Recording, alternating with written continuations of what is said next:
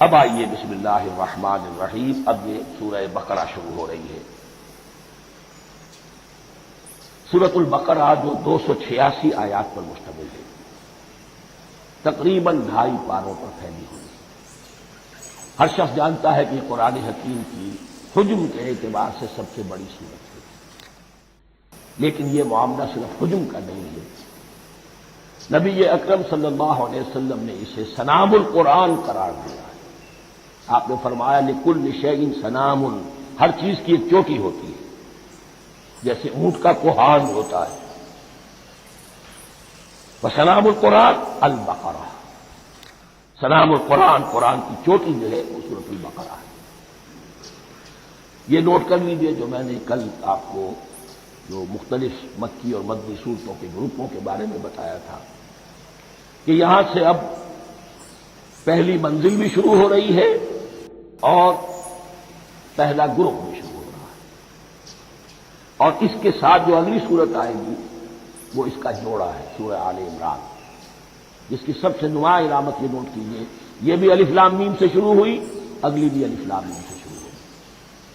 اس کے بعد 2 صورتیں مدنی اور ہیں، لیکن ان دونوں میں نہ حروف مقطعات ہے نہ کوئی اور تمہیدی کلام ہے، براہ راست خطاب سورہ نساء میں یا ایھا الناس اور سورہ مائدہ میں یا ایھا الذین آمنوا، کوئی تمہیدی بات نہیں، کوئی حروف مقطعات نہیں، براہ راست خطاب۔ وہ ایک جوڑا ہے سورہ نساء اور سورہ مائدہ، اور یہ ایک جوڑا ہے سورہ بقرہ اور سورہ آل عمران۔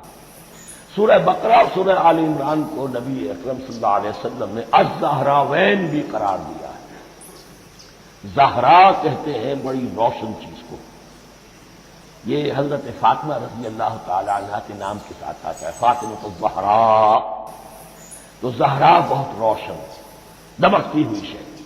الزہراوین، یہ 2 نہایت دمکتی ہوئی صورتیں ہیں جو قیامت کے دن 2 بدلیوں کی شکل میں ظاہر ہوں گی، حضور نے فرمایا، اور جو لوگ ان صورتوں سے محبت کرتے تھے ان پر سایہ کرے۔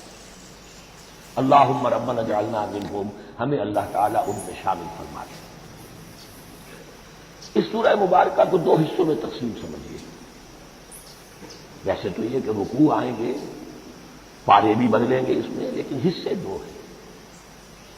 پہلے حصے میں اصل روئے سخن سابقہ امت مسلمہ سے ہے، یہود سے، بنی اسرائیل سے۔ دوسرے حصے میں اصل خطاب موجودہ امت مسلمہ سے ہے، امت محمد سے صلی اللہ علیہ وسلم۔ پہلے حصے میں 18 رکوع ہیں، لیکن آیات 152 ہیں۔ دوسرے حصے میں 22 رکوع ہیں، لیکن آیات 134 ہیں۔ گویا کہ اس سے آپ کو توازن نظر آئے گا کہ اگرچہ ادھر رکوعوں کی تعداد کم ہے 18، لیکن آیات کی تعداد زیادہ ہے 152۔ دوسرے حصے میں رکوعوں کی تعداد زیادہ ہے 22، لیکن آیات کی تعداد 134۔ اسی لیے اس کا ایک نام میں نے تجویز کیا ہے، وہ اس لیے تاکہ کچھ حقائق آپ کے ذہنوں میں ان ناموں کے حوالے سے بھی انشاءاللہ محفوظ ہو جائیں گے۔ سورۃ الامتین، 2 امتوں کی سورت، اس لیے کہ تقریباً نصف اس کی ساری بحث جو ہے، مرکزی بحث، وہ سابقہ امت مسلمہ بنی اسرائیل، اور دوسرا نصف اس میں سارا خطاب وہ ہے موجودہ امت مسلمہ یعنی امت محمد صلی اللہ علیہ وسلم۔ اس کا جو پہلے 18 رکوع ہے یا پہلا حصہ ہے، اس کے اندر ڈویژن فردر ہوگی ورٹیکل، عمودی۔ پہلے 4 رکوع، پھر 10 رکوع، پھر 4 رکوع۔ لیکن جو 22 رکوع ہیں دوسرے حصے کے، دوسرے نصف کے، اس میں ڈویژن جو ہے جو ہاریزونٹل ہے، وہ افقی تقسیم ہے، عمودی نہیں، افقی۔ وہ میں بعد میں بیان کروں گا جب ہم وہاں پہنچ جائیں گے۔ ان کو پہلے سمجھ لیجیے۔ اس پہلے حصے کی جو تقسیم میں نے کی ہے، پہلے 4 رکوع، پھر 10 رکوع اور پھر 4 رکوع۔ پہلے 4 رکوع یوں سمجھیے کہ پورے قرآن مجید کے لیے اس کی حکمت اور فلسفے کا جو حصہ مکی قرآن میں بیان ہو چکا تھا اس کا خلاصہ ہے۔ جب یہ سورت نازل ہو رہی ہے تو یہ تو مدینہ میں حضور تشریف لا چکے ہیں، 12-13 سال جو ہے گزر چکے ہیں، اور ان 12-13 سالوں کے دوران 2/3 قرآن نازل ہو چکا ہے۔ اس میں جو بھی حکمت، فلسفہ اور بنیادی دعوت، یہ جو چیزیں مکی قرآن میں بیان ہوئی، ان کا خلاصہ نچوڑ نکال کر یہاں 4 رکوعوں میں رکھ دیا۔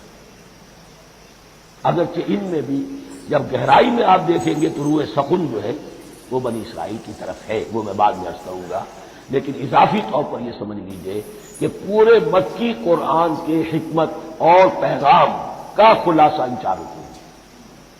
پھر 10 رکوع ہیں جن میں براہ راست خطاب ہے سابقہ امت مسلمہ، یا بنی اسرائیل۔ اس کے بھی 2 حصے ہیں۔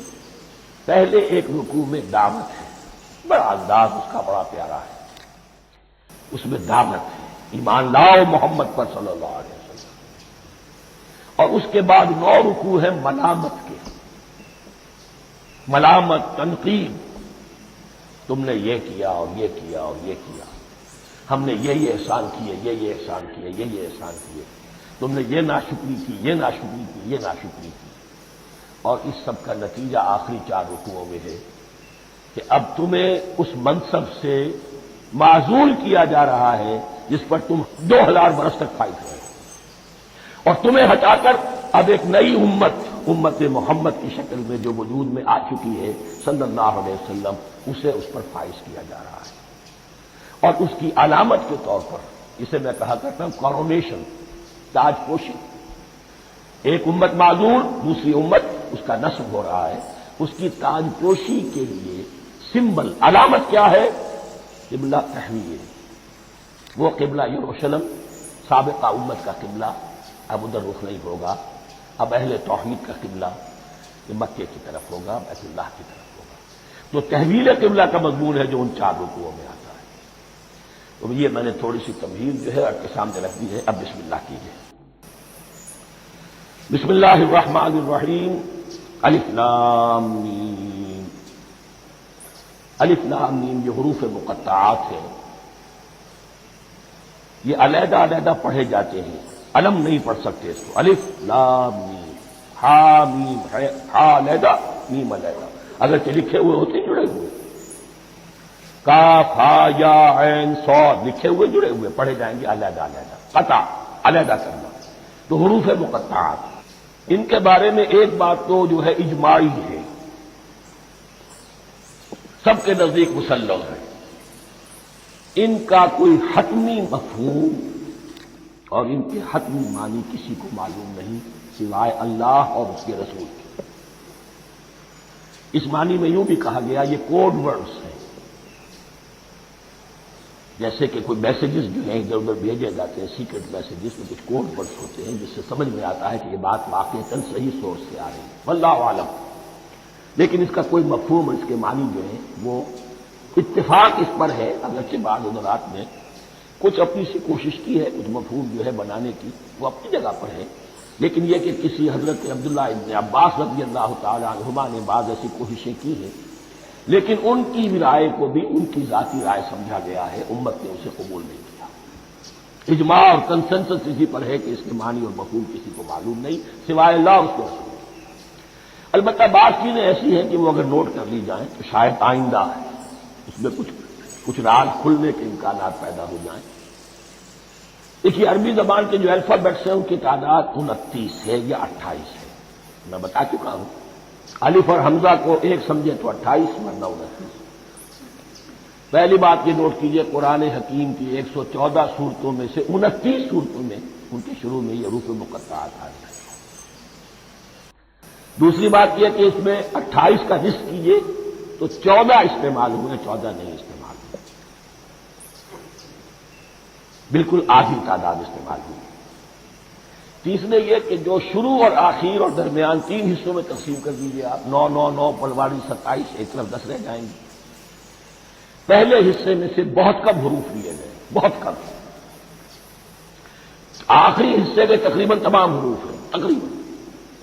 درمیانی حصہ وہ ہے کہ جس میں آپ نے دیکھا ہے کہ عربی میں جوڑوں کی شکل میں ہے، صاد ضاد، فرق کیا ہے نقطے کا، سین شین فرق کیا ہے نقطوں کا، را زا فرق کیا ہے نقطے کا۔ تو جو بھی نقطے والا لفظ ہے وہ نہیں لیا گیا، اور جو بغیر نقطے کے غیر منقوط ہے وہ لیا گیا۔ پھر اس میں 3 صورتیں ہیں جن میں ایک ایک حرف آیا ہے، سورہ قاف، سورہ نون، سورہ صاد۔ پھر صورتیں ہیں جن میں 2 آئی ہیں، جن میں 3 آئے ہیں، پھر 4 آئے ہیں۔ 2 ہی صورتیں ہیں جن میں 4 ہیں، اور 2 ہی صورتیں جن میں 5 ہیں۔ تو یہ ہے صرف یوں سمجھئے کہ اعداد و شمار۔ اس کے حوالے سے کچھ آدمی غور کرے تو شاید یہ بات لکھے۔ باقی وہ مثال میں آپ کو بتا دیتا ہوں کہ حضرت عبداللہ ابن عباس نے ایک رائے ظاہر کی کہ الف لام میم در حقیقت ایک جملے کا خلاصہ ہے۔ انا اللہ اعلم، پہلا لفظ انا، اس کا الف لے لیا، درمیانی لفظ اللہ، اس کا درمیانی لام لے لیا، تیسرا لفظ اعلم، یہ آخری لفظ ہے، آخری حرف میم لے لیا۔ انا اللہ اعلم، میں اللہ جانتا ہوں، واللہ اعلم، واقعتاً اللہ ہی جانتا ہے۔ یہ حضرت عبداللہ ابن عباس کی رائے ہے، لیکن اگرچہ انہیں حبر الامت مانا گیا ہے، لیکن یہ کہ ان کی اس رائے کو بھی اکثر و بیشتر مفسرین نے قبول نہیں کیا۔ اب جو پہلے 2 رکوع ہیں اس سورہ بقرہ کے، ان کے بارے میں تعویل عام اور تعویل خاص کا ایک بڑا بنیادی فرق ہے جو نوٹ کر لینا چاہیے۔ جس وقت یہ صورت نازل ہو رہی ہے، میں عرض کر چکا ہوں کہ 12 سال ہو چکے تھے حضور کو اپنا فریضہ نبوت اور رسالت ادا کرتے ہوئے۔ ایک جماعت اچھی بھلی تیار ہو چکی تھی جنہوں نے حضور کی دعوت پر لبیک کہا، ایمان لائے اور آپ کی تعلیمات پر عمل کیا۔ وہ ایک گروہ موجود تھا، یہ ابو بکر ہے، یہ عمر ہے، یہ عثمان ہے، یہ طلحہ ہے، یہ زبیر ہے، یہ عبد الرحمن ابن عوف ہے، یہ مصعب بن عمیر ہے، دیکھ لو۔ اور ایک گروہ وہ تھا کہ جو حق کو جان کر پہچان کر محض اپنی ضد اور ہٹ درمی کی باعث وہ کفر پر آ گیا۔ اور اب ایک تیسرا گروہ پیدا ہو رہا تھا مدینے میں آ کر، وہ ابھی ایمبریونک سٹیج میں ہے، کہ جو داعی ہے، مدعی ہے کہ ہم مانتے ہیں لیکن حقیقت میں نہیں مانتے۔ یہ 3 قسم کے گروہ دنیا میں ہمیشہ پائے جائیں گے، ہمیشہ۔ اب اسے میں اس کو لا رہا ہوں تعویل عام کی طرف۔ جب بھی کبھی کوئی دعوت اٹھے گی انقلابی، ایک ہوتا ہے وعظ و نصیحت، ٹھیک ہے، جس نے بھی فائدہ اٹھایا اٹھا لیا۔ ایک ہوتی ہے دعوت انقلابی، وہ انقلابی دعوت کا ہدف ہوتا ہے نظام کو بدلنا۔ نظام بدلتا ہے تو ظاہر بات ہے کہ جو لوگ اس نظام میں جن کے ویسٹڈ انٹرسٹ ہیں اور جن کو پریولیجز حاصل ہیں، جن کے مفادات ہیں، وہ تو لازماً اپنے نظام کا تحفظ کریں گے۔ ٹکراؤ ہوگا، تصادم ہوگا، تصادم میں جانی نقصان بھی ہوگا، مالی نقصان بھی ہوگا۔ یہ گویا کہ کسی انقلابی دعوت کے لوازم ہیں۔ اگر یہ شے نہ ہو تو ان دعوت انقلابی ہے ہی نہیں۔ اس اعتبار سے ہر انقلابی دعوت کے جواب میں 3 طبقے پیدا ہو جاتے ہیں۔ ایک وہ کہ جو اس دعوت کو قبول کرتے ہیں دیانت کے ساتھ، خلوص کے ساتھ، اخلاص کے ساتھ، اور پھر پوری جواں مردی کا ثبوت دیتے ہیں، ہر کے بعد آباد، اب جو آئے سو آئے، جان دینی پڑے حاضر ہیں، مال دینا پڑے حاضر ہیں، کوئی تکلیف آئے، کوئی مشقت آئے، کوئی مصیبت آئے، کوئی قربانی کرے حاضر۔ جب پکارا گیا واپس نہیں پھیرا کوئی فرمان جنوں کا، اور تنہا نہیں لوٹی کبھی آواز جرس کی۔ خیریت جا راحت تن صحت داما، سب بھول گئی مصلحت اہل ہوس کی۔ ایک وہ لوگ ہوتے ہیں، ایک وہ لوگ ہوتے ہیں کہ جو اڑ جاتے ہیں ضد پر، ہٹ درمی پر، ماننے کے باوجود، جاننے کے باوجود یہ بات تو ٹھیک ہے جو کہہ رہے ہیں، کیسے مان لیں؟ ہماری سیادت، ہماری چودراہٹ، ہمارے مفادات، ہمارے یہ ساری چیزیں ان سب کے اوپر زد پڑ رہی ہے۔ یہ لوگ اڑ جاتے ہیں، اور پھر کوئی دعوت، کوئی نصیحت، کوئی مزید افہام و تفہیم ان کے حق میں مفید نہیں ہوتی۔ اس لیے کہ صحیح بات ہے جو کہتے ہیں کہ سوتے کو تو جگایا جا سکتا ہے، جاگتے ہو کیسے جگائیں؟ کوئی سویا ہوا ہے تو آپ کو جگا دیں گے، جو جاگا ہوا ہے لیکن وہ بنا ہوا ہے، وہ اٹھنے کو تیار ہی نہیں ہے، تو آپ کیسے اٹھا دیں گے؟ تو جو لوگ جان بوجھ کر حق کو پہچان کر رد کر دیتے ہیں، پھر ان کے حق میں کوئی دعوت، کوئی نصیحت، کوئی تبلیغ، کوئی انذار، کوئی تبشیر مفید نہیں ہے۔ تیسرا درجہ ایسے لوگوں کا ہوتا ہے جو یا تو شروع میں آتے ہی شرارت کے ارادے سے، کوئی مصلحت ہے جس کی وجہ سے اس دعوت کو قبول کر لیا، کوئی ذاتی منفعت ہے جس کے لیے قبول کر لیا، یا یہ کہ شروع میں تو اخلاص کے ساتھ آتے ہیں لیکن جب قربانی دینے کا وقت آتا ہے تو ان کے اندر سیرت و کردار کی وہ مضبوطی نہیں ہوتی کہ ہر سے بعد آباد، یہ نہیں، وہ پھر ڈگمگاتے رہتے ہیں، کبھی کچھ چلے پھر کہیں چھٹک کر رہ گئے، پھر کہیں کچھ چلے پھر چھٹک کر رہ گئے۔ یہ تیسرا طبقہ ہے کہ جو کہتا ہے دعوی مدعی ہے کہ ہم نے مانا ہے، قبول کیا ہے، بات ٹھیک ہے، کچھ تھوڑا بہت چلتے بھی لیکن جہاں مشکل آئی چھٹک کر کھڑے ہو گئے، اوندھے منہ گر پڑے۔ یہ تیسرا طبقہ ہے۔ اس کے لیے لفظ ہمارے ہاں منافقین بھی ہے، لیکن اس رکوع میں آ کر ابھی ان 4 رکوعوں میں نہیں بلکہ سورہ بقرہ میں مکمل میں بھی کہیں نفاق کا لفظ نہیں آیا ہے، اس لیے کہ اسے مرض سے تعبیر کیا گیا ہے۔ یہ مرض ہے ایک، اور اس مرض کے ذریعے سے لوگوں کے اندر جو ہے وہ ایک نفاق کا بیج پڑ رہا ہے جو ظاہر ہوگا تو منافقت پوری کی پوری کھل کر سامنے آ جائے گی۔ روگ ہے انسانی شخصیت کا، اس حوالے سے وہ تیسری، اور یہ چونکہ اہم ترین حصہ تھا اور یہ مرض اب شروع ہو رہا تھا، مدینے میں، مکے میں نہیں تھا، لہذا زیادہ تفصیل سے اس کے بارے میں گفتگو ہوئی۔ اعوذ باللہ من الشیطان الرجیم، بسم اللہ الرحمن الرحیم، الف لام میم، ذالک الکتاب لا ریب فیہ، صدق اللہ العظیم۔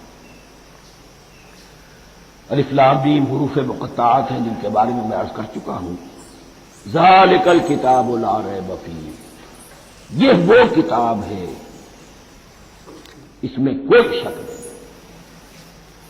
الکتاب اس لیے کہا گیا ہے کہ قرآن مجید کی پیشین گوئیاں اور خوشخبریاں سابقہ کتابوں میں موجود تھیں، اور کیونکہ اس سورہ مبارکہ میں اصل خطاب کا رخ جو ہے وہ ہے سابقہ امت مسلمہ کی طرف، تو ذالک کتاب نہیں کہا گیا، ذالک کتاب لا ریب فیہ نہیں، ذالک الکتاب، یہ وہ کتاب ہے، کتاب موعود ہے جس کی پیشن گوئیاں تورات اور انجیل میں موجود تھی، لا ریب فیہ، اس میں کوئی شک نہیں۔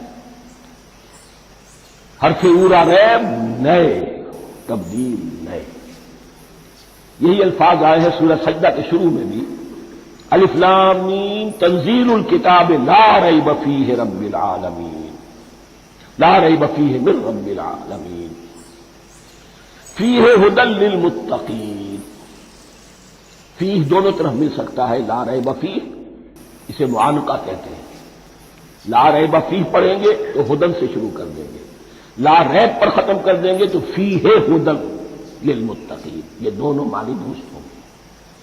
آپ کو مل جائے گا جو قرآن شریف لے کر بیٹھے ہوئے ہیں کہ حاشیے میں معانقہ نمبر 1 لکھا ہوا ہے، معانقہ عند المتأخرین۔ ھدی للمتقین یہ ہدایت ہے، رہنمائی ہے اہل تقویٰ جو بچنا چاہیں۔ تقویٰ کا اصل مفہوم سمجھ لیجیے، بقا یقین، کسی کو بچانا، تقویٰ خود بچنا۔ جن لوگوں کے اندر فطرت سلیمہ ہوتی ہے ان میں اخلاقی حس موجود ہوتی ہے، وہ بری چیز سے بچنا چاہتے ہیں، بھلی کو حاصل کرنا چاہتے ہیں، وہ لوگ ہیں کہ جو گویا کہ اس قرآن کا اصل مخاطب ہے، وہی اس سے استفادہ کر سکیں۔ الذین یؤمنون بالغیب، اب ان کے کچھ اوصاف، یہ اصل میں بہت زیادہ واضح ہوتا ہے تعویل خاص کے اعتبار سے کہ دیکھ لو درخت کو اپنے پھل سے پہچانتے ہیں، اس قرآن کے پھل موجود ہیں نا، یہ ابو بکر اور عمر اور عثمان اور علی کون ہیں؟ یہ جو مہاجرین آئے ہیں چل کر، مدینے والوں دیکھو یہ کون ہیں، ان کی شخصیتیں کیا ہیں، ان کا کردار کیا ہے، ان کا اوصاف کیا ہے، یہ کس درخت کے پھل ہیں، یہ اس بینہ کے پھل ہیں، یہ اس ذکرہ کے پھل ہیں، بینہ رسول من اللہ یتلو صحفا مطہرۃ فیہا کتب قیمہ، یہ اس شجرہ مبارکہ کے پھل ہیں، دیکھ لو ان کے کیا شب و روز ہے، الذین یؤمنون بالغیب، جو غیب پر ایمان رکھتے ہیں۔ تعویل عام کے اعتبار سے اس کا بہت اہم مفہوم ہوگا، جو یہ طے کر لے کہ سوائے مادے کی دنیا کے مجھے اس سے آگے جانا ہی نہیں، unless I can verify۔ آپ کو معلوم ہے کہ میٹیریل جو حقائق ہے وہ تو آپ ویریفائی کر سکتے ہیں، آنکھ سے دیکھ سکتے ہیں، کان سے سن سکتے ہیں، ویریفائڈ ہے۔ جو یہ سمجھ لے گا کہ اس کے بیونڈ کچھ نہیں ہے، اس کے لیے قرآن میں کوئی ہدایت نہیں۔ ہدایت قرآنی کا نقطہ آغاز یہ ہے کہ انسان یہ سمجھ لے کہ جو اصل حقیقت ہے وہ مستور ہے، نگاہوں سے چھپی ہوئی ہے، سامنے جو کچھ نظر آ رہا ہے۔ ایک انگلستان کے بہت بڑے فلسفی کی کتاب کا عنوان ہے appearance and reality, reality and appearance, Bradley کی کتاب۔ اپیئرنس جو کچھ نظر آ رہا ہے یہ حقیقت نہیں، حقیقت اس کے پیچھے ہے۔ اور کنفیوشس کا ایک جملہ ہے جو بہت بڑا حکیم اور فلسفی تھا، چین کا بہت بڑا حکیم اور فلسفی، اور ہو سکتا ہے کہ نبی ہو، واللہ عالم، ہم کہہ نہیں سکتے۔ اس کی تعلیم بڑی اخلاقی تعلیم ہے، اور اس کا جملہ سنیے، یہ یؤمنون بالغیب کی اس سے زیادہ صحیح تصریح ممکن نہیں۔ There are certain things, there's nothing more real than what cannot be seen. And there's nothing more certain than what cannot be heard. وہ حقائق جو آنکھوں سے نہیں دیکھے جا سکتے اور کانوں سے نہیں سنے جا سکتے، ان سے زیادہ یقینی اور واقعی حقائق اور کوئی نہیں۔ There's nothing more real than what cannot be seen. And there's nothing more certain than what cannot be heard. الذین یؤمنون بالغیب ویقیمون الصلاۃ، نماز قائم کرتے ہیں، ومما رزقناہم ينفقون، اور جو کچھ ہم نے انہیں دیا ہے اس میں سے خرچ کرتے ہیں، خیر میں، بھلائی میں، نیکی میں، ابناء نو کی حاجات کو رفع کرنے میں، لوگوں کی تکلیفیں دور کرنے میں، خود اللہ کے لیے، اللہ کی رضاجوئی کے لیے، اللہ کو قرض حسنہ دیتے ہوئے۔ والذین یؤمنون بما انزل الیک وما انزل من قبلک، اور وہ کہ جو ایمان رکھتے ہیں اس پر بھی جو آپ پر نازل کیا گیا ہے محمد صلی اللہ علیہ وسلم، اور اس پر بھی کہ جو آپ سے پہلے نازل کیا گیا۔ یہ بہت اہم الفاظ ہیں، اس لیے کہ عام طور پر آج کل ہمارے ہاں یہ خیال پھیلا ہوا ہے کہ یہ تورات اور انجیل کے پڑھنے کا تو فائدہ نہیں، کوئی ضرورت نہیں، کوئی ضرورت نہیں کی حد تک تو شاید بات صحیح ہو، لیکن کوئی فائدہ نہیں، یہ بالکل غلط ہے۔ یہ ابتدا ہے قرآن کی، اور کس قدر اہتمام کے ساتھ کہا جا رہا ہے، ایمان صرف قرآن پر نہیں، اس پر بھی کہ جو اس سے پہلے نازل کیا گیا۔ اور سورہ نساء کی آیت، اور سورہ نساء نازل ہوئی ہے کہیں جا کر سن 6 ہجری میں، یا ایھا الذین آمنوا آمنوا باللہ ورسولہ والکتاب الذی نزل علی رسولہ والکتاب الذی انزل من قبل۔ تو اس سے ایمان جو ہے تورات پر اور انجیل پر اور زبور پر اور صحف ابراہیم پر، اجمالی ایمان کی جو اہمیت ہے اس کو اچھی طرح سمجھ لیں۔ البتہ یہ ہے کہ چونکہ ہم سمجھتے ہیں اور جانتے ہیں کہ ان کتابوں میں تحریف ہو گئی، لہذا ان کتابوں کی کوئی شے قرآن پر حجت نہیں ہوگی، جو چیز قرآن سے ٹکرائے گی ہم اس کو رد کر دیں گے، ان کتابوں کی کسی شے کو دلیل کے طور پر نہیں لائیں گے۔ لیکن جہاں قرآن مجید کی کسی بات کی نفی نہ ہو رہی ہو تو بہت سے حقائق ہمیں ان کتابوں ہی سے ملتے ہیں۔ انبیاء کے مابین جو زمانی ترتیب ہے، کرونالوجیکل آرڈر جو ہے، وہ تو ہمیں تورات سے ملتا ہے، قرآن میں تو نہیں۔ قرآن میں کبھی حضرت نوح کا ذکر بعد میں ہے، حضرت موسیٰ کا پہلے، وہاں تو کسی اور پہلو سے ترتیب آتی ہے، لیکن وہاں ہمیں تاریخ ملتی ہے، ابراہیم کی، اسحاق کی، یعقوب کی، انبیاء بنی اسرائیل کی، موسیٰ کی، عیسیٰ کی، یہ ساری چیزیں۔ تو اس کی اہمیت جو ہے اس کو سمجھ لیجیے۔ والذین یؤمنون بما انزل الیک وما انزل من قبلک وبالآخرۃ هم یوقنون، آخرت پر وہ یقین رکھتے ہیں۔ نوٹ کرنے والی بات کیا ہے کہ باقی سب چیزوں کے لیے لفظ ایمان آیا، آخرت کے لیے ایقان کیوں؟ واقعہ یہ ہے کہ انسان کے عمل کے اعتبار سے سب سے زیادہ مؤثر شے ایمان بالآخرہ ہے۔ ایمان بالآخرہ ہے تو عمل سیدھا رہے گا کہ ہاں مجھے جواب دہی کرنی ہے، جانا ہے، اٹھنا ہے، اللہ کے حضور حاضری ہے۔ اگر یہ یقین ہے تو عمل صحیح ہوگا۔ اس میں کمی ہو گئی تو توحید جو ہے وہ بھی بس ایک عقیدہ، ایک ڈوگما بن کے رہ جائے گی۔ ایمان بالرسالت بھی بدعات کو جنم دے گا، عید میلاد نبی منا لیجیے اور کچھ عشقیہ اشعار کہہ دیجیے، نعتیہ اشعار کہہ دیجیے، اللہ اللہ خیر صلی اللہ، یہ ایمان بالرسالت کے مظہر ہو۔ عمل انسان کا درست ہوتا ہے آخرت کے یقین کے ساتھ۔ وبالآخرۃ ہم یوقنون، آخرت پر انہی کا یقین ہے، انہی کا یقین ہے۔ یہ حصر بھی ہے اس اعتبار سے کہ یہودی میں مدعی تھے کہ ہم آخرت پر یقین رکھتے ہیں، یہاں کنٹراسٹ دکھایا جا رہا ہے، آخرت پر یقین رکھنے والے یہ لوگ ہیں، اور تعویل خاص کے اعتبار سے وہ لوگ موجود ہیں تمہاری نگاہوں کے سامنے۔ 13 برس کی محنت کی کمائی محمد رسول اللہ صلی اللہ علیہ وسلم کی اس کتاب کی، یتلو علیہم آیاتہ ویزکیہم ویعلمہم الکتاب والحکمہ، اس کا جو نتیجہ ہے وہ تمہارے سامنے ہے۔ اولئک علی ھدی من ربہم، یہ وہ لوگ ہیں جو اپنے رب کی طرف سے ہدایت پر ہیں۔ وہ ابتدائی ہدایت بھی ان کے پاس تھی، اور یہ تکمیلی ہدایت بھی، قرآن پر بھی ان کا یقین پورا ہے، اور محمد کا اتباع بھی وہ کر رہے ہیں۔ وَأُولَٰئِكَ هُمُ الْمُفْلِحُونَ، اور یہی وہ لوگ ہیں جو فلاح پانے والے ہیں۔ فلاح کا لفظ بھی قرآن مجید کی بڑی اہم اصطلاح ہے، منزل مراد کو پہنچ جانا، کسی باطنی حقیقت کا عیا ہو جانا۔ اسی لیے اس پر پھر گفتگو انشاءاللہ ہوگی سورہ مومنون کے شروع میں، لیکن یہ کہ فلاح پانے والے، کامیاب ہونے والے اصل میں یہی لوگ ہیں۔ تو گویا کہ تعویل خاص میں صحابہ کرام کی طرف اشارہ ہو گیا، تعویل عام میں ہر شخص کو بتا دیا گیا اگر قرآن کی ہدایت سے مستفید ہونا ہے تو یہ اوصاف اپنے اندر پیدا کرو۔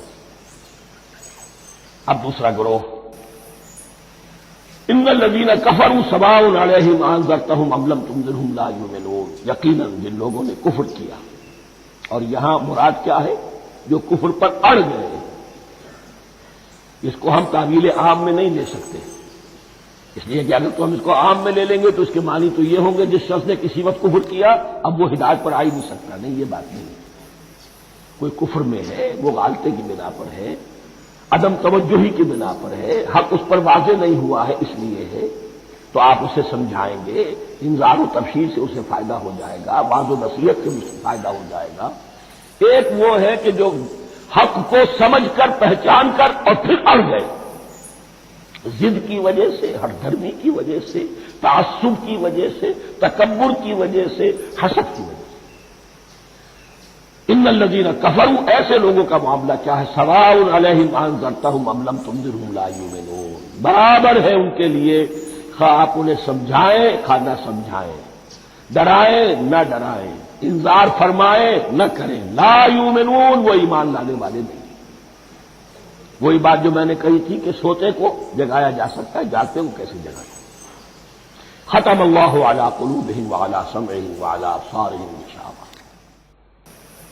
ان کے دلوں پر اللہ نے مہر کر دی ہے۔ کیوں کر دی ہے؟ یہ ابتداءً مہر نہیں ہوئی، جب حق کو پہچان کر انہوں نے رد کر دیا، اس کی پاداش میں، اس کی سزا کے طور پر۔ ختم اللہ علی قلوبہم، اللہ نے ان کے دلوں پر مہر کر دی ہے، وعلی سمعہم، اور ان کی سماعت پر بھی، وعلی ابصارہم غشاوہ، اور ان کی آنکھوں کے سامنے پردہ پڑ چکا ہے۔ یہ مضمون سورہ یاسین کے شروع میں پھر آئے گا بہت شر و بست کے ساتھ۔ وَلَهُمْ عَذَابٌ عَظِيمٌ، اور ان کے لیے تو اب بہت بڑا عذاب ہے۔ یہ دوسرا گروہ ہو گیا، ایک رکوع میں دو کو سمیٹ لیا گیا، کل ابھی 7 آیتیں ہوئی ہیں۔ ایک وہ گروہ جس نے قرآن مجید کی دعوت سے صحیح صحیح استفادہ کیا، ان میں طلب ہدایت کا مادہ موجود تھا، ان کی فطرتیں سلیم تھیں، ان کے سامنے دعوت آئی، قبول کی، اور قرآن کے بتائے ہوئے راستے پر چلے۔ وہ گلے سرسبد ہیں، وہ شجرہ قرآنی کے نہایت مبارک اور مقدس، وہ اس کے پھل ہیں۔ ایک گروہ وہ ہے جس نے حق کو پہچانا لیکن اس کو رد کر دیا اپنے تعصب یا ہٹ دردی کی وجہ سے۔ ان کا ذکر آ گیا بہت اختصار کے ساتھ، اس لیے کہ ان کا ذکر آپ کو بہت تفصیل سے مکی صورتوں میں ملے گا۔ اب آیا تیسرا گروہ، وَمِنَ النَّاسِ، اور لوگوں میں کچھ ایسے بھی ہیں، مَن یقول آمنا باللہ وبالیوم الآخر وما ہم بمؤمنین، جو کہتے تو یہ ہے کہ ہم ایمان رکھتے ہیں اللہ پر بھی اور یوم آخر پر بھی، مگر وہ حقیقت میں مومن نہیں ہے۔ یہاں ایک بات سمجھ لیجئے، اکثر و بیشتر مفسرین نے اس تیسری کیٹیگری کے بارے میں یہی رائے قائم کی ہے کہ یہ منافقین مذکور ہیں یہاں، اگرچہ لفظ منافق یا لفظ نفاق نہیں آیا یہاں، لیکن مولانا میرا اصلاحی صاحب نے ایک رائے ظاہر کی ہے جو بڑی قیمتی ہے، وہ یہ کہ یہاں ایک کردار کا نقشہ کھینچ دیا گیا ہے، غور کرنے والے غور کر لیں، دیکھ لیں، جس پر بھی وہ چسپاں ہو جائے۔ اور بالفعل جب یہ آیات نازل ہو رہی تھی تو دو طبقات پر یہ کردار نگاری جو ہے، یہ جو شخصیت کا ہیولہ کھینچا جا رہا ہے، وہ دو کے اوپر راست آ رہا تھا۔ ایک علماء یہود، وہ بھی کہتے تھے کہ ٹھیک ہے محمد جو کہہ رہے ہیں ہم بھی اللہ کو مانتے ہیں، آخرت کو بھی مانتے ہیں، اس لیے یہاں رسالت کا ذکر نہیں ہے۔ بھئی ہم محمد ہی کو نہیں مانتے نا صلی اللہ علیہ وسلم، باقی اگر 1.25 نبی آئے ہیں تو باقی 1.25 کو تو ہم مانتے ہیں، ایک محمد کو نہیں مانا، ایک عیسیٰ کو نہیں مانا، بس تو ہمیں بھی مانا جانا چاہیے کہ ہم بھی مسلمان ہیں۔ ایک یہ ان کی رائے ہے، اور واقعہ یہ ہے کہ یہاں اس طریقے کا تذکرہ ہو رہا ہے کہ جس سے ان کا کردار بھی جھلک رہا ہے، روح سخن ان کی طرف جا رہا ہے۔ مجھے یاد ہے اپنی 10ویں جماعت کے زمانے میں دہلی میں نے دیکھا تھا کہ ناٹ سرکس وہاں کا ایک بڑی مارکیٹ ہوتی تھی، تو جوتے کی دکان پہ بہت بڑا جوتا لٹکایا ہوا تھا، بہت بڑا، اور لکھا تھا free to home it fits, جس کے پاؤں میں یہ ٹھیک ٹھیک آ جائے وہ لے جائے۔ تو یہ free to home it fits ہے، ایک کردار ہے، اب یہ کردار جس کے اوپر بھی فٹ بیٹھ جائے۔ ان میں یقیناً زیادہ تو غلبہ یہی ہے جو مفسرین کی رائے ہے، منافقین کا معاملہ جو ہو رہا ہے، لیکن یہ کردار بعین نہیں فٹ بیٹھ رہا ہے یہود کے علماء پر۔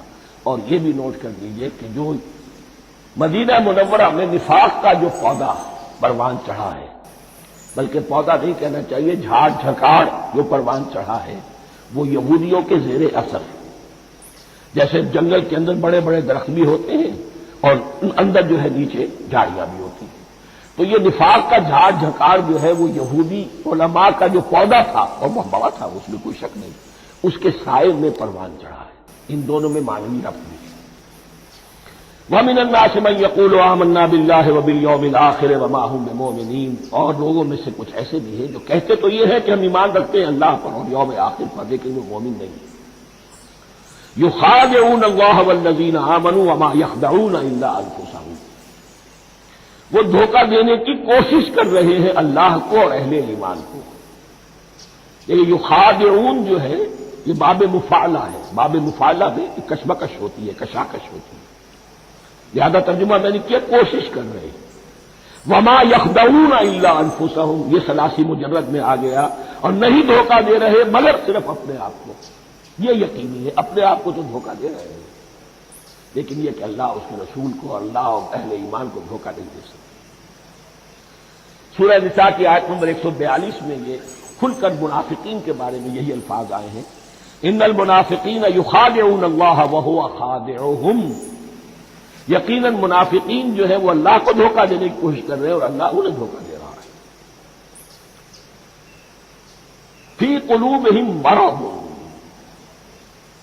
ایک لفظ اور رہ گیا، وما یشعرون، انہیں اس کا شعور نہیں ہے۔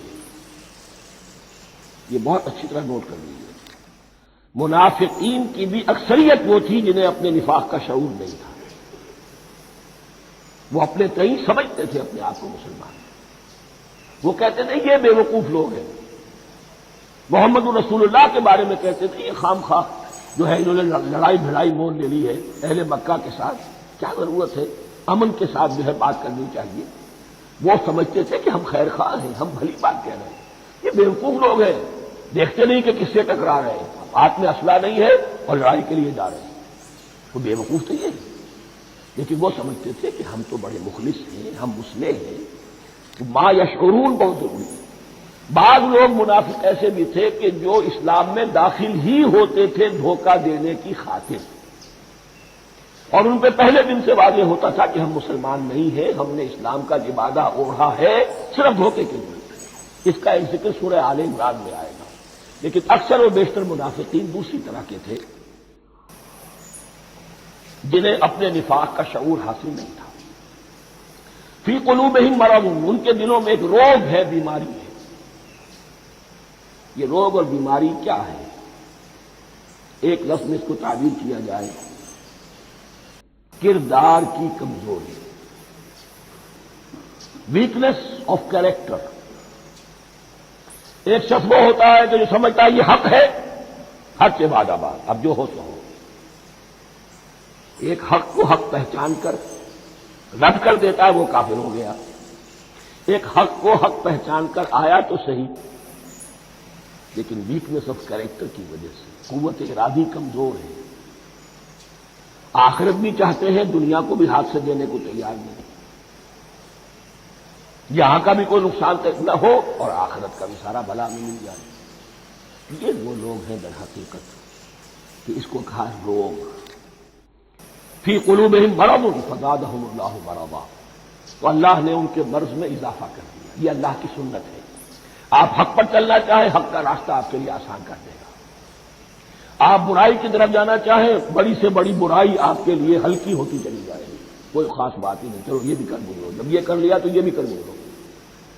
اور اگر آپ بین لٹکنا چاہیں تو اللہ اسی پہ چھوڑ دیتا ہے. ٹھیک ہے، آپ سمجھتے ہیں ہم کامیاب ہو رہے ہیں. ہم نے مسلمانوں کو بھی دھوکہ دے لیا، وہ ہمیں مسلمان سمجھتے ہیں.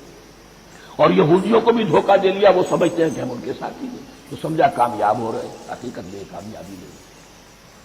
فی قلوبہم مرض فزادہم اللہ مرضا ولہم عذاب علیم بما کانوا یکذبون، اور ان کے لیے تو دردناک عذاب ہے.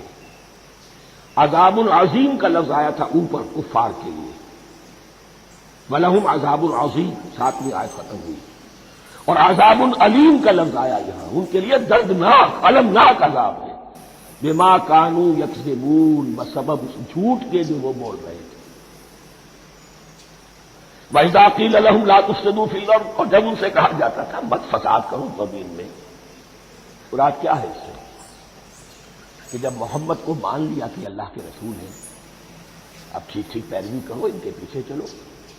ان کا حکم ہے تو جنگ کے لیے نکلو. ان کی طرف سے تقاضا آتا ہے مال پیش کرو. اور اگر تم اس سے کتراتے ہو تو فساد مچا رہے ہیں، جماعتی زندگی کے اندر فتنہ و فساد پیدا کرنا. وَإِذَا قِيلَ لَهُمْ لَا تُفْسِدُوا فِي الْأَرْضِ قَالُوا إِنَّمَا نَحْنُ مُصْلِحُونَ، وہ کہتے تھے نہیں ہم تو صلح کرانے والے ہیں، اصلاح کرنے والے ہیں. ہم چاہتے ہیں لڑنا بیڑنا کوئی اچھی بات نہیں ہے، ٹکراؤ فساد ہو، یہ کوئی اچھے کام تھوڑا ہی ہے. بس ٹھنڈے ٹھنڈے دعوت دیتے رہو، جو چاہے قبول کر لے، جو چاہے رد کر لے. خواہ یہ ٹکرانا اور یہ جنگ کرنا اور اللہ کے دین کو غالب کرنے کے لیے یہ قربانی دو اور یہ مصیبت جھیلو اور یہ مشقت برداشت کرو اور یہ چیز چھوڑو اور یہ ترک کرو، یہ کاہے کے لیے؟ وَإِذَا قِيلَ لَهُمْ لَا تُفْسِدُوا فِي الْأَرْضِ قَالُوا إِنَّمَا نَحْنُ مُصْلِحُونَ أَلَا إِنَّهُمْ هُمُ الْمُفْسِدُونَ وَلَٰكِن لَّا يَشْعُرُونَ. آگاہ ہو جاؤ کہ وہی ہے مفسد، فساد پھیلانے والے. اس لیے کہ محمد رسول اللہ کی دعوت ہے زمین میں اصلاح کے لیے. اس اصلاح کے لیے کچھ آپریشن کرنا پڑے گا. مریض اس درجے کو پہنچ چکا ہے کہ آپریشن کے بغیر اس کی شفا نہیں ہوگی. اب اگر تم اس کے راستے میں رکاوٹ بنتے ہو تو در حقیقت تم فساد مچا رہے ہو، لیکن تمہیں اس کا شعور نہیں. الا انہم هم المفسدون ولکن لا یشعرون. پھر دیکھیے نوٹ کیجیے، شعور نہیں ہے. شعوری نفاق اور شے ہے، غیر شعوری نفاق ہے جس کا یہ سارا تذکرہ ہو رہا ہے. وَإِذَا قِيلَ لَهُمْ آمِنُوا كَمَا آمَنَ النَّاسُ، اور جب ان سے کہا جاتا ہے ایمان لاؤ جیسے دوسرے لوگ ایمان لائے. آخر دیکھو دوسرے یہ اہل ایمان ہیں، جب بلاوا آتا ہے فوراً لبیک حاضر ہوتے، جو بھی ہو. یہ تم جو ہے آخر تم نے اور روشن دیا. وَإِذَا قِيلَ لَهُمْ آمِنُوا كَمَا آمَنَ النَّاسُ قَالُوا أَنُؤْمِنُ كَمَا آمَنَ السُّفَهَاءُ. وہ کہتے ہیں کہ کیا ہم ایمان لائے جیسے یہ بے وقوف لوگ ایمان لائے. انہیں تو اپنے نفع کی فکر، نہ نقصان کی فکر، نہ خطرات کا کوئی خیال، نہ اندیشوں کا کوئی گمان. جان جائے، مال جائے، اولاد کو چھوڑ دیں، گھر بار چھوڑ کے آ گئے ہیں. ان سے بڑے بے وقوف کون ہوں گے؟ بال بچے چھوڑ آئے ہیں کفار مکہ کے رحم و کرم پر. سرداران قریش جو چاہے ان کے ساتھ کریں. تو یہ تو بے وقوف لوگ ہیں. آج کل آپ کہتے ہیں ایسے لوگوں کو فینیٹکس ہیں. یہ فینیٹکس ہے. دیکھ بھال کر چلنا چاہیے، دائیں بائیں دیکھ کر چلنا چاہیے، نفع نقصان کا خیال کر کے چلنا چاہیے. چاہے حق ہے ٹھیک ہے، لیکن بہرحال اپنی مصلحتوں کو بھی اور اپنی اہل و عیال کی مصلحتوں کو بھی دیکھنا چاہیے. یہ لوگ تو معلوم ہوتا ہے کہ بالکل دیوانے ہو گئے، فینیٹکس ہو گئے۔ وَإِذَا قِيلَ لَهُمْ آمِنُوا كَمَا آمَنَ النَّاسُ قَالُوا أَنُؤْمِنُ كَمَا آمَنَ السُّفَهَاءُ أَلَا إِنَّهُمْ هُمُ السُّفَهَاءُ وَلَٰكِن لَّا يَعْلَمُونَ، آگاہ ہو جاؤ کہ وہی بے وقوف ہیں لیکن انہیں علم نہیں۔ وہ صادق الایمان جو ایمان کی ہر تقاضے کو پورا کرنے کے لیے ہر وقت حاضر ہے، ان سے بڑا عقل مند کوئی نہیں، ان سے بڑا سمجھدار کوئی نہیں۔ انہوں نے یہ جان لیا ہے کہ اصل زندگی آخرت کی زندگی یہ نہیں، یہ تو عارضی ہے، کل نہیں آج ختم ہو جائے، آج نہیں ابھی ختم ہو جائے، کیا فرق پڑے گا؟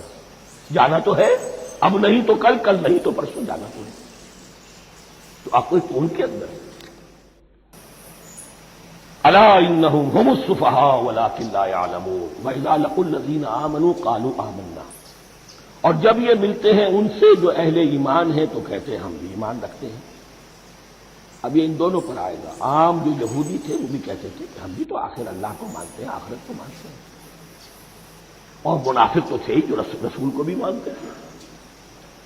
وَإِذَا خَلَوْا إِلَىٰ شَيَاطِينِهِمْ، اور جب یہ اپنے شیطانوں کے پاس خلوت میں ہوتے ہیں، اور یہاں شیاطین سے مراد ہیں اہل کتاب یہود کے علماء، ان کے سردار، یا عبداللہ ابن ابی جو منافقین مدینہ کا سردار تھا۔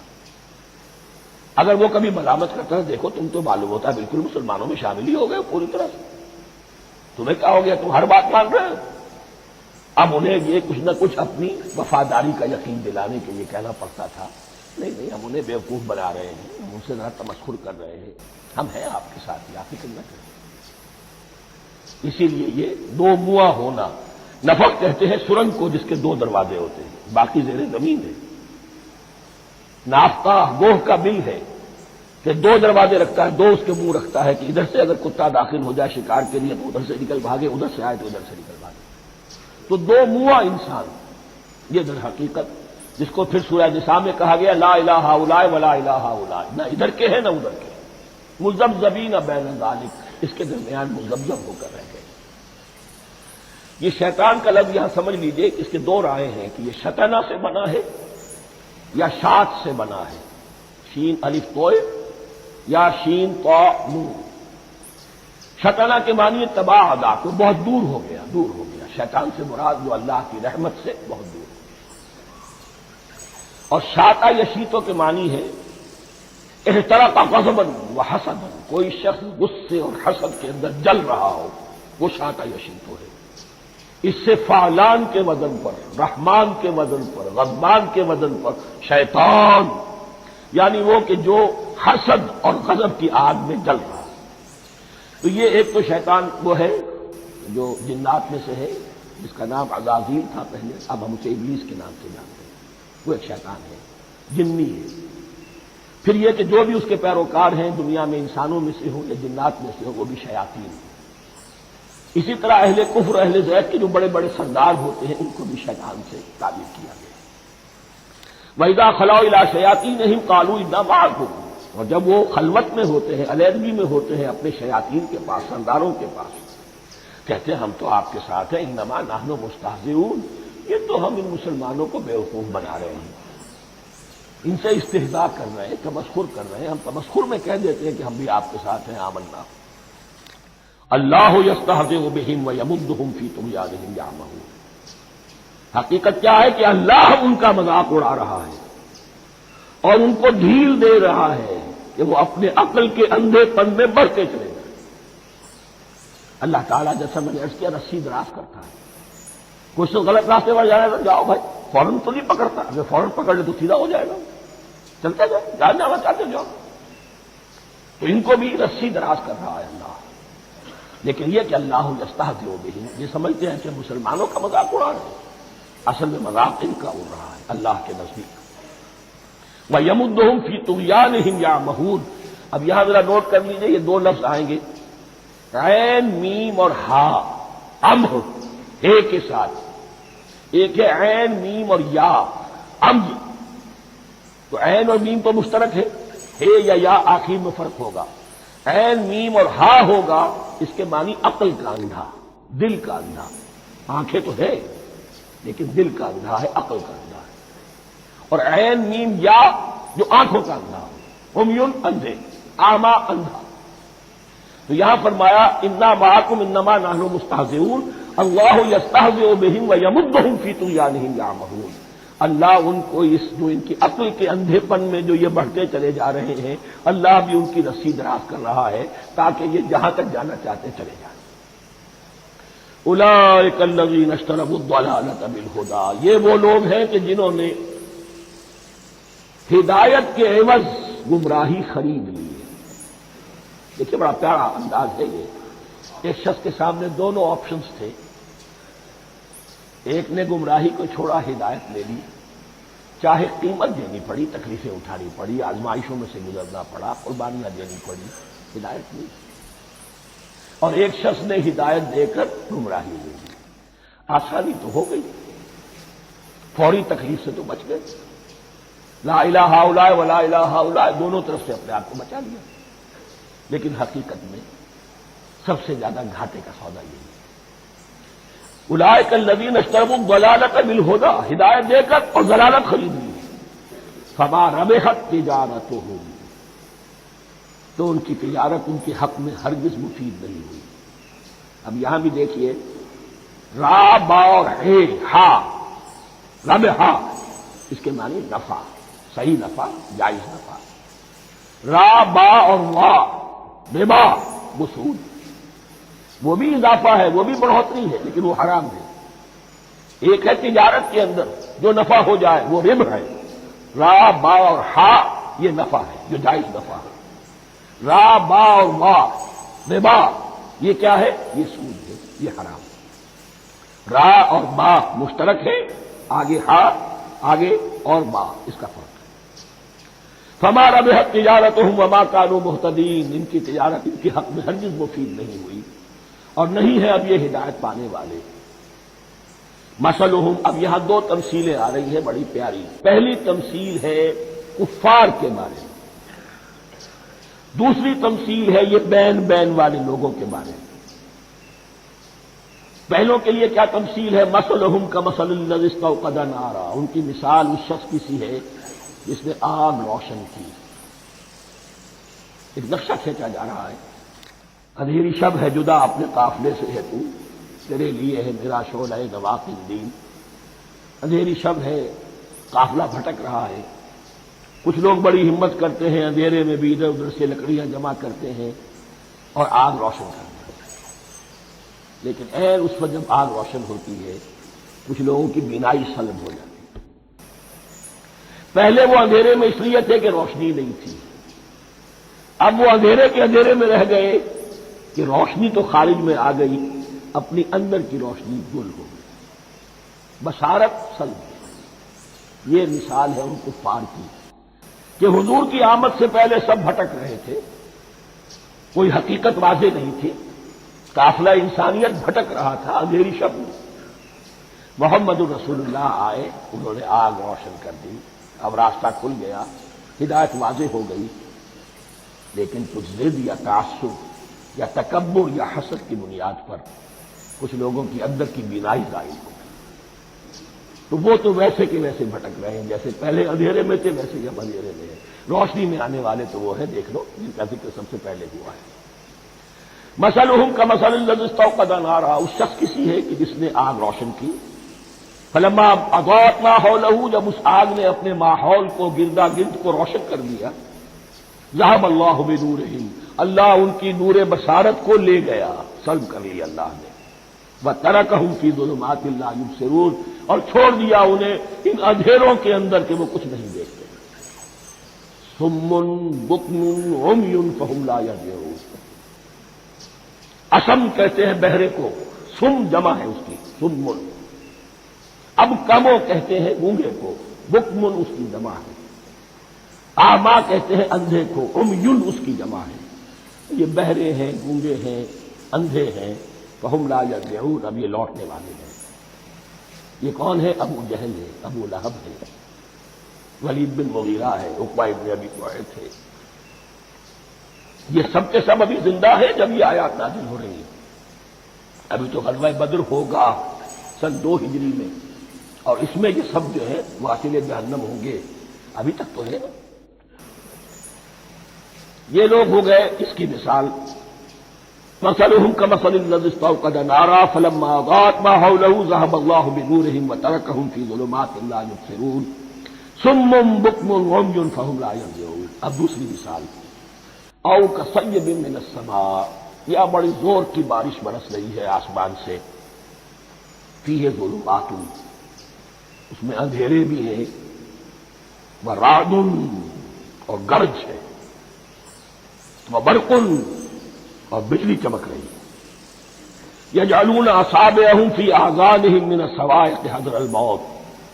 کچھ لوگ ہیں کہ جو اپنی انگلیاں اپنے کانوں کے اندر ٹھونسے ہوئے ہیں کہ وہ جو کڑک ہے اس سے ان کی جانیں نہ نکل جائیں، موت نہ آ جائے۔ کڑکا ایسا ہے کہ اس کڑکے سے بچنے کے لیے اپنی انگلیاں اپنی کانوں میں ٹھونستی ہیں، حذر الموت، موت کے خوف سے۔ واللہ محیط بالکافرین، اللہ ایسے کافروں کا احاطہ کیے ہوئے ہیں، بچ کر کہاں جائیں گے۔ یکاد البرق یخطف ابصارهم، قریب ہے کہ بجلی ان کی نگاہوں کو لے جائے، ان کی بینائی کو سلب کر دے۔ کلما اضاء لهم، لیکن ہوتا کیا ہے، جب ذرا روشنی ہوئی تو چل لیے، مشوا فیہ، بجلی چمکی، کچھ نظر آ گیا دائیں بائیں تو کچھ تھوڑا سا چل لیے۔ وَإِذَا أَظْلَمَ عَلَيْهِمْ، اور جب تاریکی ان پر طاری ہو گئی، قاموا، کھڑے کے کھڑے رہ گئے۔ یہ نقشہ ہے ان کا کہ ایک طرف بارش ہو رہی ہے، قرآن مجید ہے، آسمان سے نازل ہو رہا ہے، یہ ماہ مبارکہ ہے، یہ کتاب مبارک ہے، لیکن یہ کہ اس کے ساتھ کڑکے ہیں، گرج ہے، کفر سے مقابلہ ہے، کفر کی طرف سے دھمکیاں ہیں، اندیشے ہیں، خطرات ہیں، امتحانات ہیں، آزمائشیں ہیں۔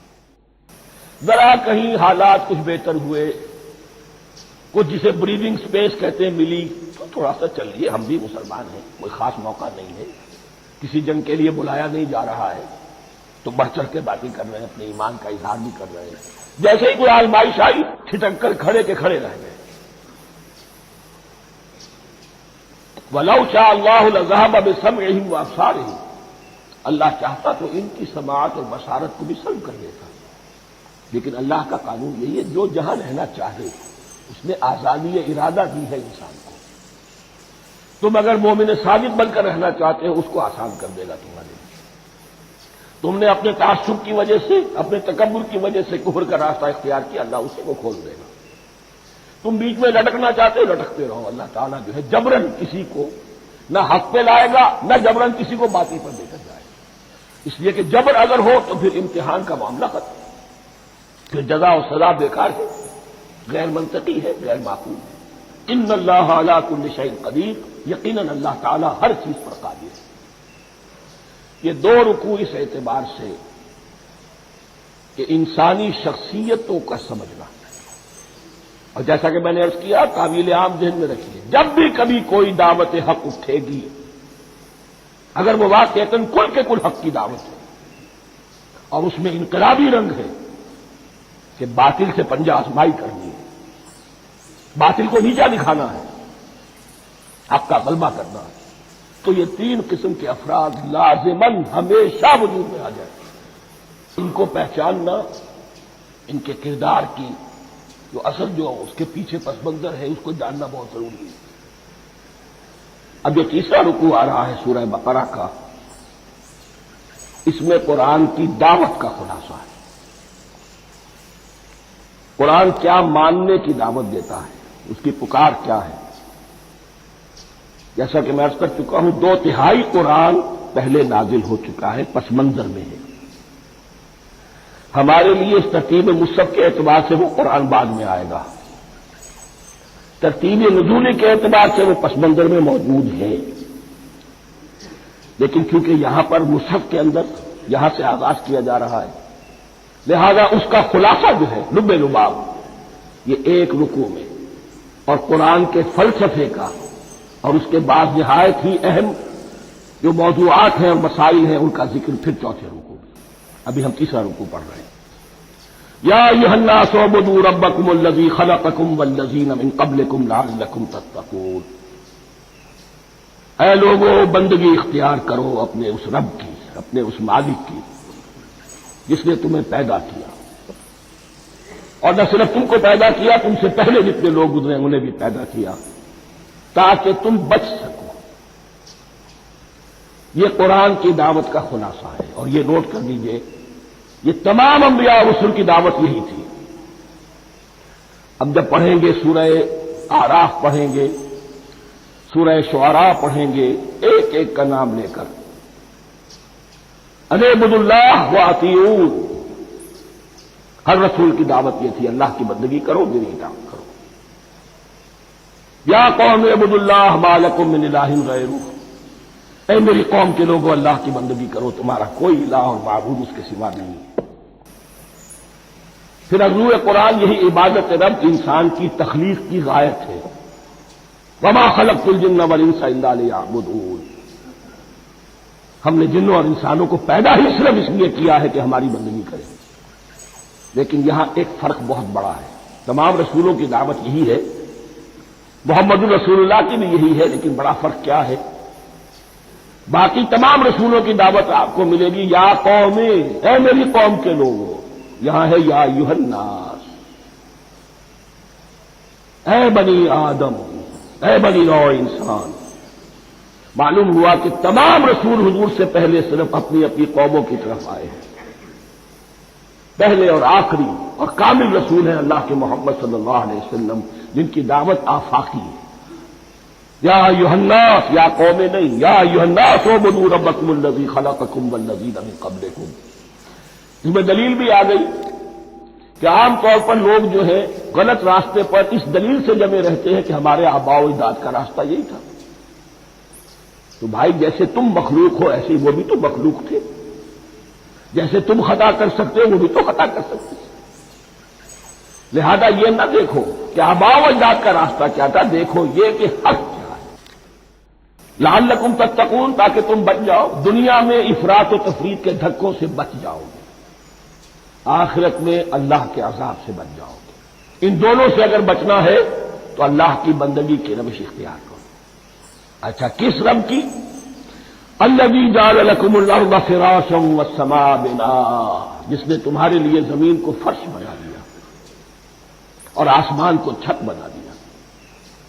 وانزل من السماء ماء، اور آسمان سے پانی برسایا۔ فاخرج به من الثمرات رزقا لکم، اور پھر اس پانی کے ذریعے سے زمین سے میووں کی شکل میں، پیداوار کی شکل میں تمہارے لیے رزق اگایا۔ فلا تجعلوا للہ اندادا وانتم تعلمون، تو ہرگز نہ اللہ کا مد مقابل کسی کو ٹھہراؤ جانتے بوجھتے۔ وانتم تعلمون کا ایک مطلب یہ بھی ہے کہ تم بھی مانتے ہو کہ اس کائنات کا خالق اللہ کے سوا کوئی نہیں۔ اہل عرب بھی مانتے تھے، جو ان کے دیوی دیوتا تھے وہ سمجھتے تھے کہ یہ اللہ کے اوتار ہیں یا اللہ کے ہاں بہت یہ پسندیدہ ہیں، اللہ کے محبوب ہیں، اس کے اولیاء ہیں، اس کی بیٹیاں ہیں، لہذا یہ شفاعت کریں گے تو ہمارا بیڑا پار ہو جائے گا، ورنہ خالق وہ مانتے تھے اللہ ایک ہی ہے۔ جب تم یہ مانتے ہو کائنات کا خالق ایک، مدبر ایک، تو اب کسی کو اس کا مد مقابل نہ بناؤ۔ انداز ند کی جمع ہے، لا ضد لہ ولا ند لہ، اللہ کا کوئی مد مقابل نہیں۔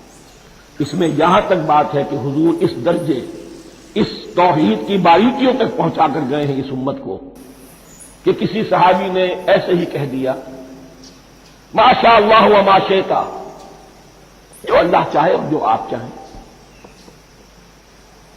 حضور نے فوراً ٹوک دیا اجعلتنی للہ ندا، کیا تو نے مجھے اللہ کا مد مقابل بنا دیا ہے؟ اس کائنات میں مشیت صرف ایک کی چلتی ہے، کسی اور کی مشیت اس کی مشیت کے تابع پوری ہو جائے ہو جائے، لیکن مشیت مطلقہ صرف اس کی ہے۔ یہاں تک کہ حضور سے فرمایا گیا کہ اے نبی آپ کے لیے یہ ممکن نہیں ہے جسے چاہے ہدایت دے دیں، انک لا تہدی من احببت ولکن اللہ یہدی من یشاء۔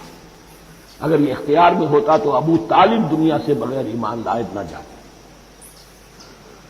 فلا تجعلوا للہ اندادا وانتم تعلمون۔ اب ان دو آیتوں میں تو یوں سمجھیے توحید نظری بھی اور توحید عملی بھی۔ توحید عملی کیا ہے؟ بندگی صرف اس کی اب آیا ہے رسالت کا معاملہ، وَإِن كُنتُمْ فِي رَيْبٍ مِّمَّا نَزَّلْنَا عَلَىٰ عَبْدِنَا، اگر تمہیں رسالت محمدی پر شک ہے صلی اللہ علیہ وسلم، اس کے کیا معنی ہے؟ کہ تمہیں اس قرآن کے بارے میں شک ہے جو ہم نے اپنے بندے پر نازل کیا ہے۔ اگر ہے شک فی الواقع، وَإِن كُنتُمْ فِي رَيْبٍ، اگر تمہیں واقعتاً شک ہے مما نزلنا علی عبدنا، اس پر جو ہم نے اپنے بندے پر نازل فرمایا ہے، فاتوا بسورۃ من مثلہ، تو لے آؤ اس جیسی ایک ہی صورت۔ یہ ہم کل پوری تفصیل سے دیکھ چکے ہیں کہ برسبیل تنزل یہاں پہنچے ہیں۔ پہلے دو آیتیں میں نے آپ کو سنائی تھی، اس میں پورے قرآن کی مثال لانے کا چیلنج کیا گیا۔ پھر ایک آیت سنائی جس میں 10 صورتیں ہی لے آؤ۔ اب آخری درجے میں ایک صورت ہی بنا تھا، اور ایک صورت تو سورۃ العصر کے مساوی بھی ہو سکتی تھی، سورۃ الکوثر کے مساوی بھی ہو سکتی تھی۔ وَادْعُوا شُهَدَاءَكُم مِّن دُونِ اللَّهِ إِن كُنتُمْ صَادِقِينَ، اور بلا لو اپنے سارے مددگاروں کو اللہ کے سوا، جن ہوں انس ہوں، اس لیے کہ قریش کا خیال یہ تھا کہ جو شعراء ہوتے ہیں ان کے پاس جن ہوتے ہیں، وہ جن انہیں سکھاتے ہیں، ورنہ عام آدمی تو یہ شعر نہیں کہہ سکتا۔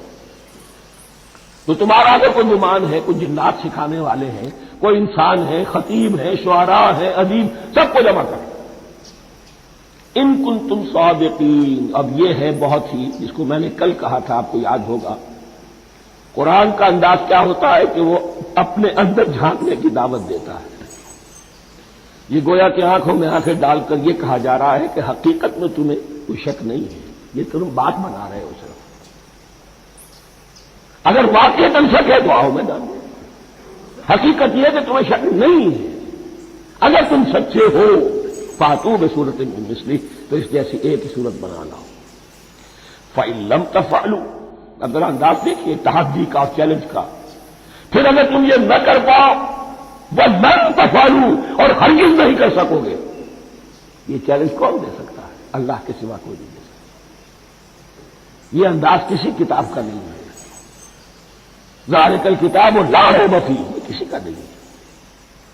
فَإِن لَّمْ تَفْعَلُوا وَلَن تَفْعَلُوا، پھر اگر تم نہ کر پاؤ اور تم ہرگز نہیں کر پاؤ گے، فَاتَّقُوا النَّارَ الَّتِي وَقُودُهَا النَّاسُ وَالْحِجَارَةُ، تو ڈرو اس آگ سے جس کا ایندھن بنے گے انسان اور پتھر۔ اعدت للکافرین، کافروں کے لیے تیار کر لی گئی ہے، بھڑکا دی گئی ہے۔ پتھروں کا ذکر خاص طور پر کیوں ہے؟ دو اس کے امکانات ہیں۔ آپ کو معلوم ہے کہ وہ جو پتھر کا کوئلہ ہوتا ہے اس کی آگ بڑی سخت ہوتی ہے، عام جو ہمارا یہ لکڑی کا کوئلہ ہوتا ہے اس کے مقابلے۔ اور دوسرے یہ بھی کہ چونکہ انہوں نے جو معبود تلاش کرتے تھے وہ پتھر کے ہوتے تھے، تمہارے ساتھ ہی تمہارے ان معبودوں کو بھی جھونکا جائے گا، وہ بھی جلیں گے، تاکہ تمہاری حسرت کے اندر اضافہ ہو۔ ان سے ہم دعائیں مانگا کرتے تھے، ان کے سامنے ماتھے ٹیکتے تھے، ان کے سامنے ڈنڈوت کرتے تھے، ان کو چڑھاوے چڑھاتے تھے۔ اب یہاں گویا کہ ایمان باللہ، توحید، ایمان بالرسالت اور ایمان بالآخرت، فاتقوا النار التي وقودها الناس والحجارة اعدت للكافرين وبشر الذين آمنوا وعملوا الصالحات، اور بشارت دے دیجئے اے نبی ان لوگوں کو کہ جو ایمان لائے اور جنہوں نے نیک عمل کیے، ان لهم جنات تجری من تحتها الانہار، کہ ان کے لیے وہ باغات ہیں کہ جن کے دامن میں ندیاں بہتی ہوں گی۔ لفظی ترجمہ ہوگا جن کے نیچے ندیاں بہتی ہوں گی۔ مراد اس سے کیا ہے؟ عام فطری باغ وہ ہوتے تھے کہ جس میں ذرا اونچائی پر جو ہے درخت لگے ہوئے ہیں اور دامن میں ندی بہ رہی ہے، تو اس سے خود بخود جو ہے وہ اریگیشن، نیچرل اریگیشن ہو رہی ہے، درختوں کے جڑوں تک پانی پہنچ رہا ہے۔ بہرحال ترجمہ آپ لفظی کریں، ان کے نیچے ندیاں بہتی ہوں گی یا یہ کہ جن کے دامن میں ندیاں بہتی ہوں گی۔ کلما رزقوا منها من ثمرۃ رزقا، جب بھی کبھی انہیں دیا جائے گا کوئی پھل رزق کے طور پر کھانے کے لیے جنت میں، قالوا هذا الذي رزقنا من قبل، وہ کہیں گے یہ تو وہی شے ہے جو ہمیں پہلے بھی ملتی تھی۔ اس کا ایک مفہوم یہ ہے، یہ جو نزل ہے، ابتدائی جو ہے دعوت ہے، ابتدائی ضیافت جو ہوگی اس میں وہی چیزیں کہ جو معروف ہے، جانی پہچانی ہے۔ یہ رمان، یہ دیکھیے یہ انار آ رہا ہے خوبصورت، یہ انگور ہے خوبصورت، یہ نخیل ہے، یہ نخل ہے، یہ رطب ہے، لیکن ذائقے کی کوئی جو کوئی نسبت و تناسب بھی نہیں ہوگا. وہ کہیں گے یہ وہی شے ہے جو ہمیں پہلے ملتی تھی. وہ اتو بھی متشابہہ، مشابہ تو ہوگی وہ، لیکن ان کے ذائقے میں زمین و آسمان کا فرق ہوگا. اور ایک یہ بھی مفہوم لیا گیا کہ آخرت میں جنت میں بھی وہی میوے ملتے رہیں گے، لیکن ان کا ذائقہ بدلتا رہے گا. شکل وہ ہوگی لیکن ذائقہ وہ نہیں رہے گا کہ جس سے انسان کی بھی طبیعت بڑھ جاتی ہے ایک ہی شے کو کھاتے ہیں. وَلَهُمْ فِيهَا أَزْوَاجٌ مُطَهَّرَةٌ، اور ان کے لیے ہوں گے اس میں بہت ہی پاک باز، نہایت پاک کی ہوئی بیویاں ہوں گی. ازواج مطہرۃ وَهُمْ فِيهَا خَالِدُونَ، اور اس میں رہیں گے ہمیشہ ہمیشہ. یہ تو تین جو اصول ہیں دین کے دعوت ایمان، توحید اور رسالت اور معاد، ایمان باللہ، ایمان بالرسول، ایمان بالآخرہ. اب ذرا کچھ ضمنی مسائل ہیں کہ جو بعض کفار کی طرف سے، بعض معتزلین کی طرف سے پیش ہوتے تھے، وہ کبھی بھی اس چیلنج کا مقابلہ تو نہ کر سکے، میدان میں تو نہ آ سکے. یہ بالکل ایسی بات ہے جیسے کسی مصور کی تصویر پر اعتراض کرنے والے تو بہت تھے. جب کہا گیا کہ ذرا یہ لیجیے قلم، اس کو ٹھیک کر دیجیے، یہ برش آپ کے ہاتھ میں دیتا ہوں، اب سب پیچھے ہٹ گئے. تو کوئی صورت قرآن کے مقابلے میں لانا وہ تو ان کے لیے ممکن نہیں تھی، لیکن ادھر ادھر سے اعتراضات کرنے کے لیے جو زبانیں کھلتی تھی ان میں سے ایک اعتراض نقل کیا جا رہا ہے. وہ یہ تھا کہ وہ کہتے تھے کہ قرآن مجید میں مکھی کی تشبیہ آئی ہے، یہ تو بڑی حقیر سی ہے. اعلیٰ کلام ہو اور اعلیٰ متکلم ہو تو ایسی حقیر چیزوں کا تذکرہ نہیں کرتا. بیت العنکبوت مکھی کا بھی ذکر ہے قرآن میں، اتنی حقیر شے، یہ کوئی اعلیٰ کلام نہیں. اس کا جواب دیا جا رہا ہے کہ اصل میں کہیں تشبیہ بیان کرنی ہے، تمثیل بیان کرنی ہے تو دیکھنا یہ کہ جس شے کے لیے تشبیہ دی جا رہی ہے اس کی مناسبت والی شے ہو. شے کوئی بہت حقیر ہے تو کسی عظمت والی شے سے آخر کیسے تشبیہ دی جائے گی؟ وہ تو کسی حقیر شے سے ہی تشبیہ دی جائے گی تو جو اصل مقصد ہے تشبیہ کا وہ پورا ہوگا. ان اللہ لا یستحیی ان یضرب مثلا ما بعوضۃ فما فوقها، اللہ تعالیٰ کو تو اس میں کوئی جھجک نہیں ہے، کوئی شرم نہیں ہے کہ وہ مچھر کی مثال بیان کرے. تو اس سے اوپر، اب یا فوقها میں دونوں معنی ہو جائیں گے، یعنی کمتر اور حقیر ہونے میں اس سے بھی بڑھ کر، یا یہ کہ اس سے اوپر کی کوئی شے اس کی مثال دینے میں اللہ کو کوئی جھجک نہیں. اس لیے کہ مکھی بھی بہرحال مچھر سے تو ذرا بڑی شے ہے. اس معنی میں بھی ہو سکتا ہے فوقہا، اور فوقہا اس معنی میں بھی کہ اس سے بھی حقیر ہونے میں اس سے بھی بڑھ کر. فَأَمَّا الَّذِينَ آمَنُوا فَيَعْلَمُونَ أَنَّهُ الْحَقُّ مِن رَّبِّهِمْ، تو جو لوگ صاحب ایمان ہیں وہ جان لیتے ہیں کہ یہ حق ہے ہمارے رب کی طرف سے. وَأَمَّا الَّذِينَ كَفَرُوا، اور جنہوں نے کفر کیا ہے، فَيَقُولُونَ مَاذَا أَرَادَ اللَّهُ بِهَذَا مَثَلًا، یہ کیا مثال اللہ نے دی، کیا ارادہ ہوا اللہ کا اس مثال کے ذریعے سے. ناک منہ چڑھا رہے ہیں، اعتراض کر رہے ہیں. اب جو آ رہا ہے اگلا جملہ وہ ہے بہت اہم، یضل بہ کثیرا ویہدی بہ کثیرا، اسی کے ذریعے سے اللہ بہتوں کو ہدایت دیتا ہے اور اسی کے ذریعے سے بہتوں کو گمراہ کرتا. معلوم ہوا کہ ہدایت اور گمراہی اور ہدایت اور ضلالت انسان کی سبجیکٹو کنڈیشن کے اوپر دار و مدار ہے. آپ کے دل میں خیر ہے، بھلائی ہے، نیت صحیح ہے، طلب ہدایت، طلب علم، اس میں آپ سچے ہیں، آپ کو ہدایت مل جائے گی. دل میں زیغ ہے، کجی ہے، نیت میں ٹیڑھ ہے، فساد ہے، تو اسی کے ذریعے سے اللہ آپ کی گمراہی میں اضافہ کر دے گا. یضل بہ کثیرا ویہدی بہ کثیرا، لیکن اللہ کا یہ کسی کو ہدایت دینا اور کسی کو ضلالت دینا الٹپ نہیں ہے، کسی قاعدے اور قانون کے بغیر نہیں.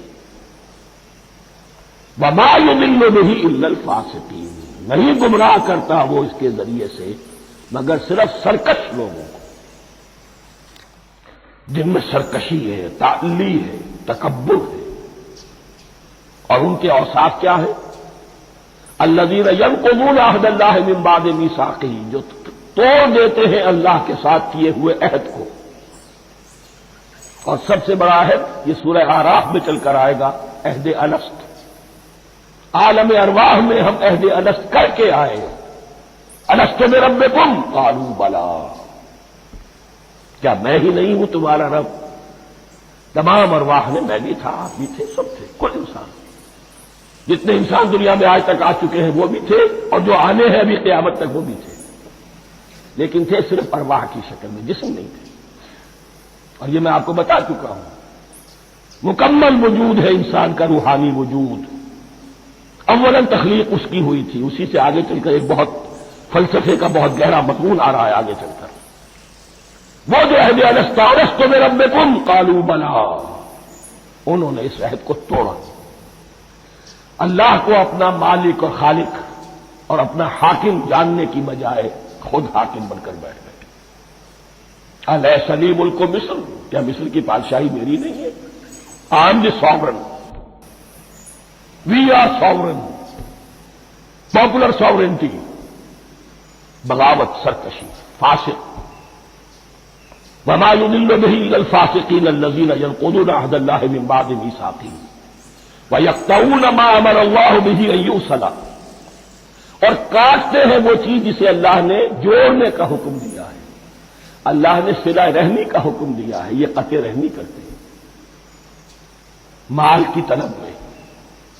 بھائی بھائی کو ختم کرتا ہے اس کے مال کو ہتھیانے کے لیے، اپنی ذاتی اغراض کے لیے تمام اخلاقی حدود جو ہے انسان پر پیش ڈال دیتا ہے، اپنا تکبر، اپنے لیے تعلی۔